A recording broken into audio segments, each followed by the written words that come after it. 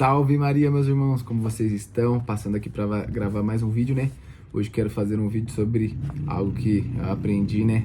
Aqui no livro A Única Coisa, do Gary Keller, sei lá se é assim que escreve. Esse livro aqui, ó, deixa eu focar ele aí. Focou. Bom, ele vai falar no capítulo 8 sobre gerenciamento de tempo, né? Aqui ele divide ali esse tempo em duas coisas distintas, sendo a primeira a vida, né, no trabalho, e a vida pessoal.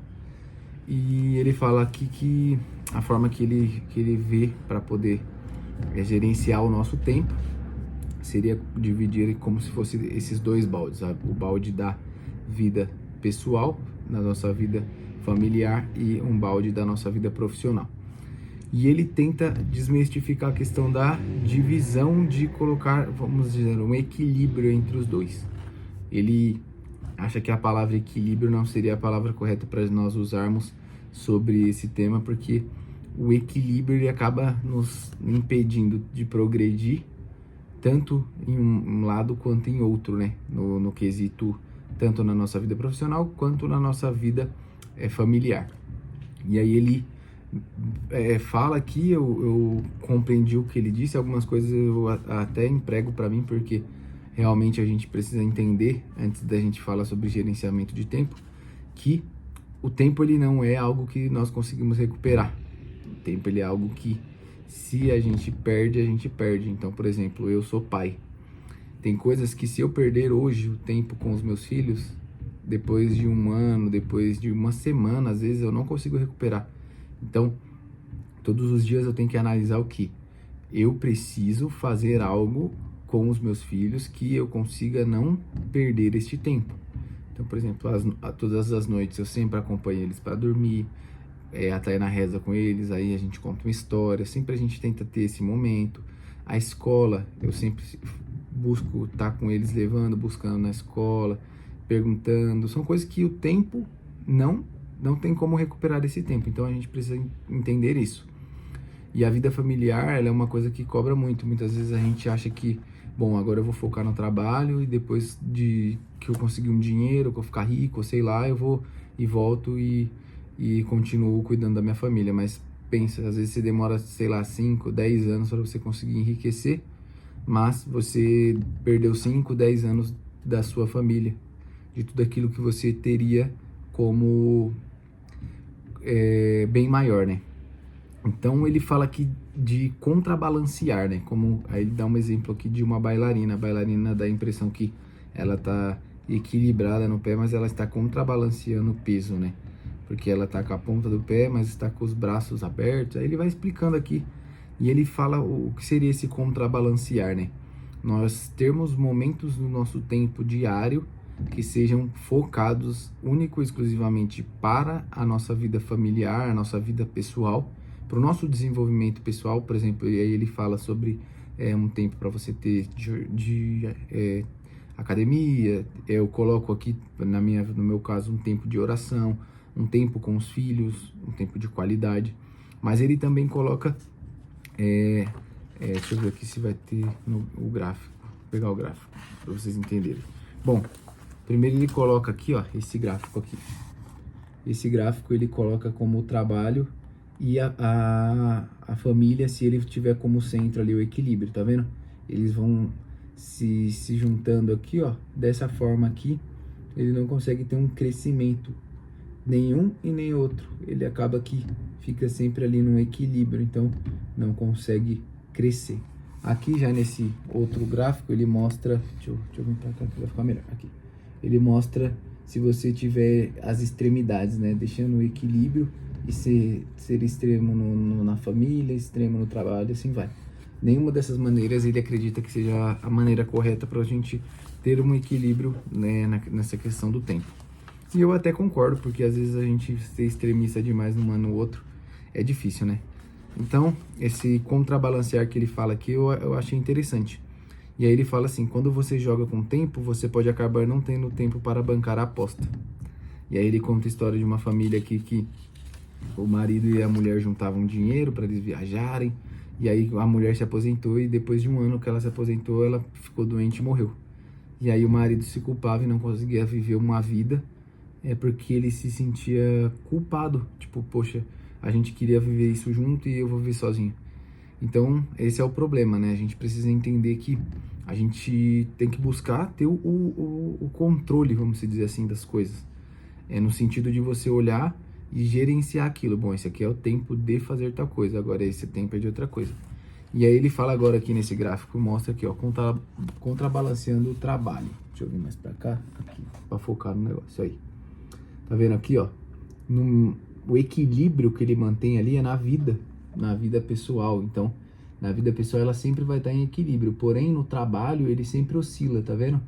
Ele sempre abre um pouco ao extremo, depois volta ali no meio, vai um pouco ao extremo. E realmente é fato, às vezes tem dias que a gente precisa trabalhar mais, mas a gente não pode deixar esses pontos vitais pra gente ter, para contrabalancear a nossa vida, né? Não se tornar somente o trabalho. E aqui, como eu trabalho em casa, ainda tem essa vantagem de poder gerenciar meu tempo de uma forma que eu consiga ter e fazer tudo o que eu quero com a minha vida de oração, consigo treinar, consigo fazer sempre o que eu preciso, mas não posso deixar do trabalho, né? Então, por exemplo, agora vai mudar essa semana, agora que vai iniciar, eu já tô com outro cronograma para me fazer, mas normalmente, por exemplo, com o rosário, que a gente tava rezando o rosário com o Frei Gilson. Então a gente acordava às 4 da manhã, dormia mais ou menos ali às 9 da noite, 9, 10 horas. Eu fazia o que? Nesse tempo, eu gostava, enquanto eu tava rezando o rosário, eu sei que não é a melhor coisa para se fazer, mas eu fico com muito sono. Se eu não tô, eu sou muito ativo, então se eu não tô fazendo algo, eu fico com muito sono e às vezes eu durmo. Então eu preferia levantar, fazer um café e enquanto eu rezava o rosário, fazendo algumas coisas do trabalho.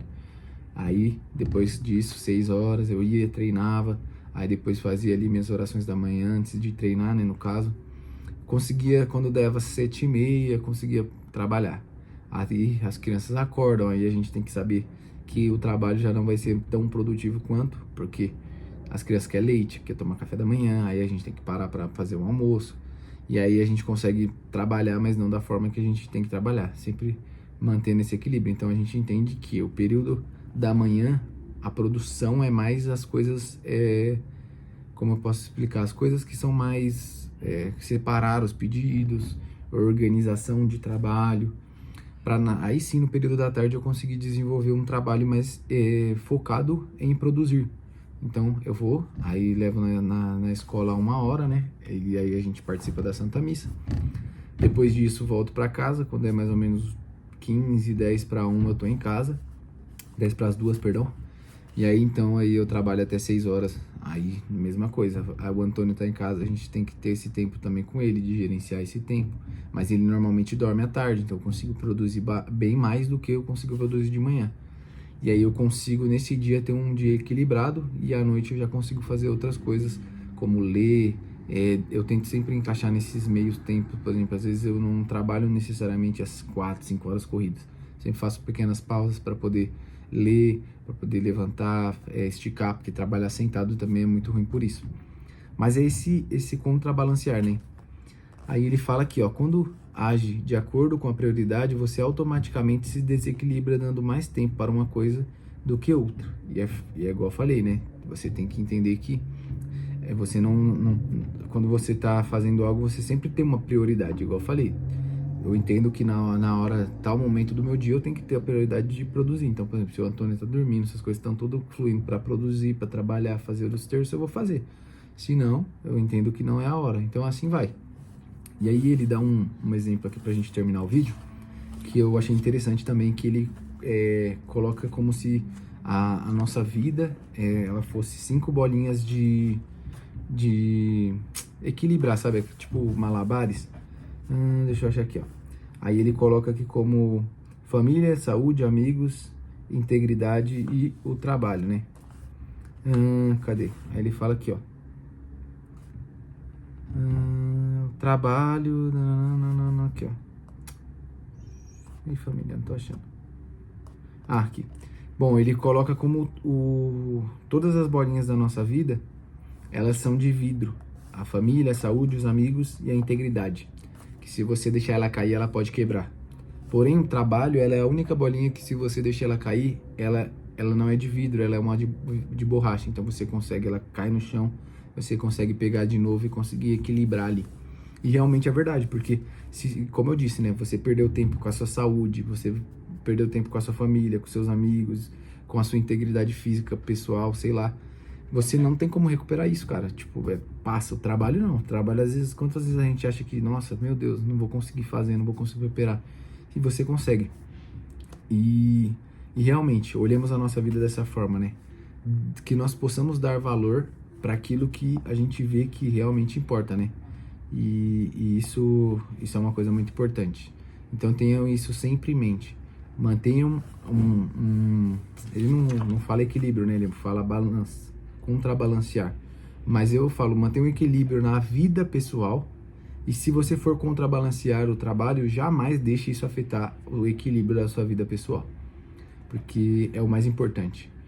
E ainda mais quando nós queremos construir algo, né? Porque a sociedade hoje não quer construir algo. Então ela sempre vai focar no trabalho e aí a vida pessoal a gente vê depois. Por isso que a gente vê muitos jovens, muitas pessoas aí que às vezes não chegam nem na casa dos 40 anos com problemas seríssimos. Problemas psicológicos, problemas de depressão, problemas físicos, pessoas obesas, pessoas com comorbidades, coisas assim assustadoras, porque as pessoas não focaram naquilo que é essencial durante o longo da vida, né? O equilíbrio na sua vida pessoal.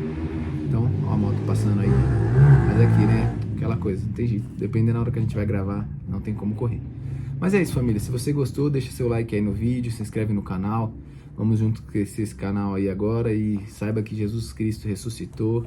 Ele vive, aleluia. Então, uma feliz Páscoa para vocês e tamo junto. Um abraço. Salve Maria!